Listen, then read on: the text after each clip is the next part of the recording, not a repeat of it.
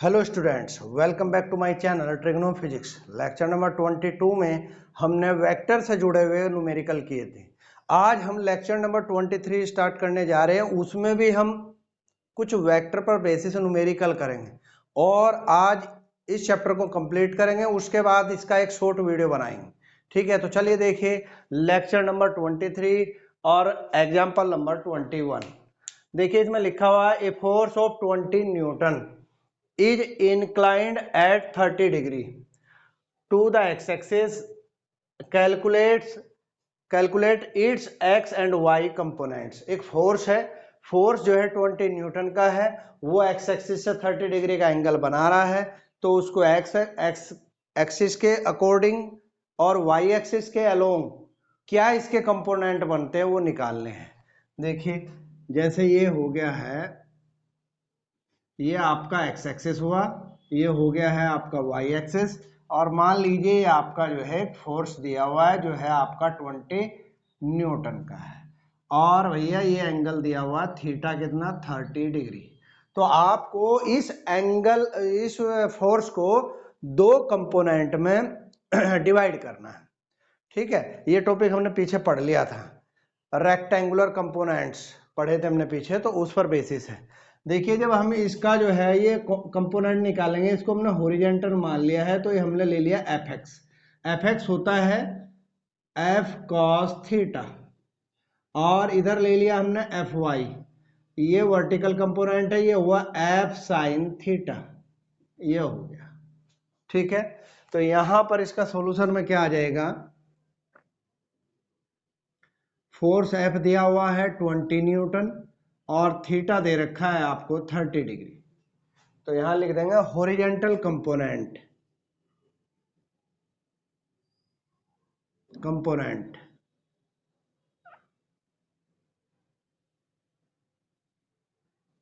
Of force F, इसको हम नाम देंगे एफ एक्स दे दिया है। जरूरी नहीं आप एफ एक्स दे, आप एफ वन भी दे सकते हो, एफ टू भी दे सकते हो, लेकिन ये बेटर रहेगा। F X is equal to F cos theta. इसका मैं एक लॉजिक समझा देता हूं। ये जरूरी नहीं थीटा आपको ये दिया जाए, थीटा हो सकता है ये भी दिया जा सकता है ऊपर वाला। अगर ये थीटा दिया जाएगा तो ऐसे भी फाइंड आउट कर सकते हैं। इसका एक लॉजिकली बता रहा हूं, जिस एक्सिस से एंगल टच हो रहा हो उस पर हमेशा कोस ले लीजिए, और बचा हुआ जो दूसरा एक्सिस है उस पर आप साइन ले लीजिए, वो इजीली हो जाता है। तो ये हो गया आपका F X is equal to F कितना है 20 कॉस 30। कोस 30 की वैल्यू कितनी हो गई है √3/2। 2 से इसको काट दिया 10 आ गया, दिस विल बी 10√3 न्यूटन। ये इसका एक हॉरिजॉन्टल कंपोनेंट हो गया। अब ले लेते हैं वर्टिकल कंपोनेंट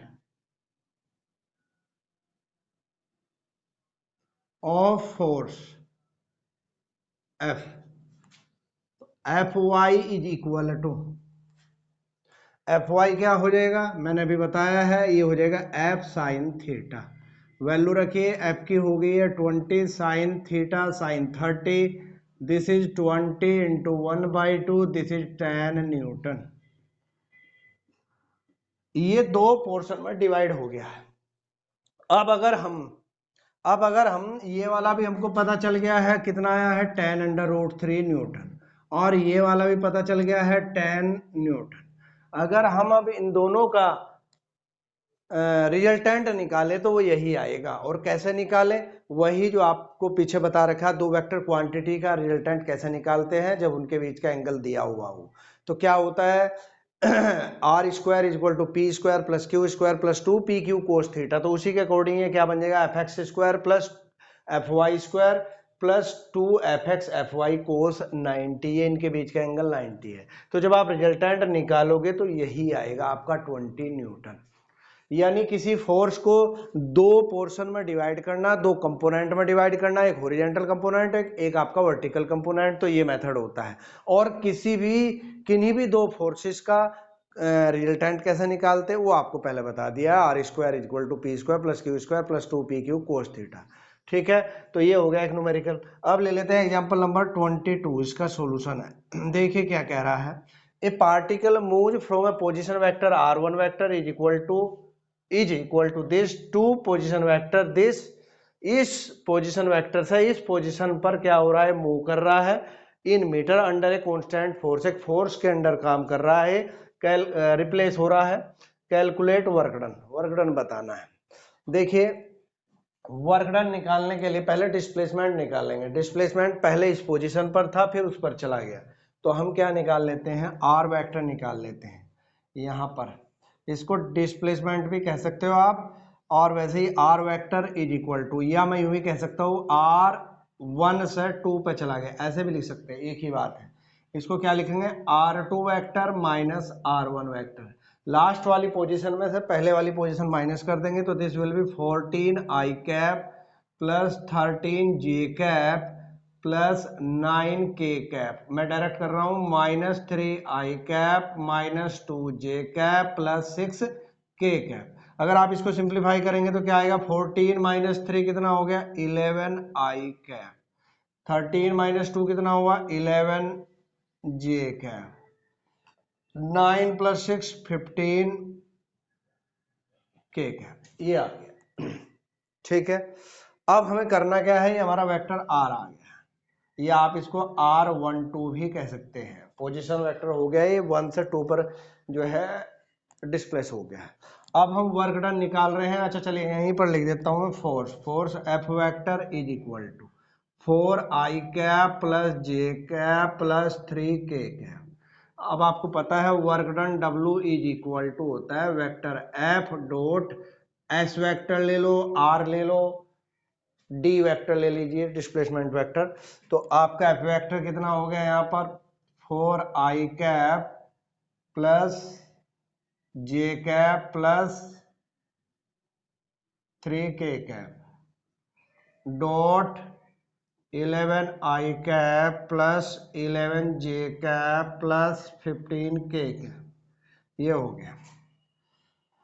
इसकी इसमें मल्टीप्लाई करोगे, डॉट प्रोडक्ट करोगे, डॉट प्रोडक्ट करेंगे 11 4 जा 44 इंटू 1, आई डॉट आई 1, आई वाले की आई के साथ, जे वाले की जे की, तो प्लस 11 इंटू 1 प्लस इसकी इसमें करोगे 3 मल्टीप्लाई की 45 into 1, this is equal to 44 150 45 10 55 55 5 मेरे हिसाब से 100 जूल आ जाएगा। ये हो गया है इसका वर्क डन।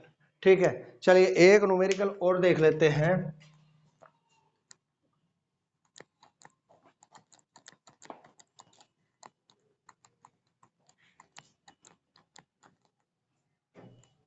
ट्वेंटी थ्री, ठीक है, इसमें क्या है, if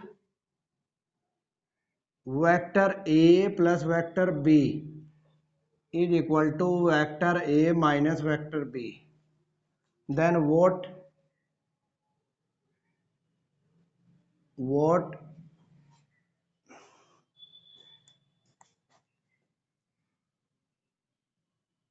would you say about B vector. ये कह रहा है अगर vector A plus vector B जो है vector A minus vector B के इक्वल हो तो बी के बारे में आप क्या कह सकते हो, क्या कहोगे। देखिए सॉल्यूशन में vector A plus vector B is equal to vector A minus vector B. ठीक है, हम इसको एक साइड में ले आते हैं लेफ्ट में, vector A plus vector B minus vector A plus vector B is equal to 0। यहाँ ध्यान देने की बात है, यहाँ जीरो नहीं होगा, यहाँ जीरो वेक्टर होगा जिसको नल वेक्टर भी बोलते हैं। ठीक है, ए वेक्टर ए अगर आप सोल्व करोगे तो ये 0 वेक्टर आएगा, इसलिए मैंने इसको कैंसिल आउट कर दिया। B vector plus B vector कितना हो गया, 2 B vector, this is equal to 0 vector.